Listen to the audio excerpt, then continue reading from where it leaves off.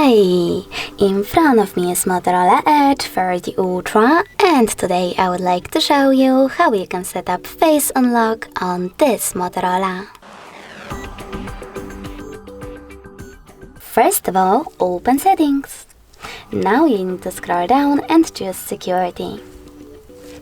Then scroll down, click on face unlock and enter your current login method.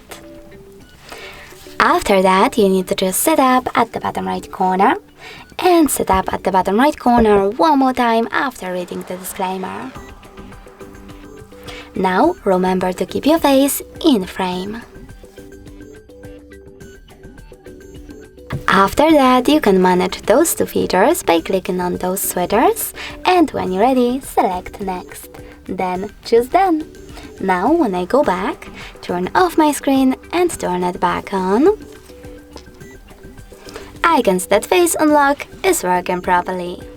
Thanks so much for watching. If you enjoyed this video, don't forget to leave a like, comment and definitely subscribe. Bye!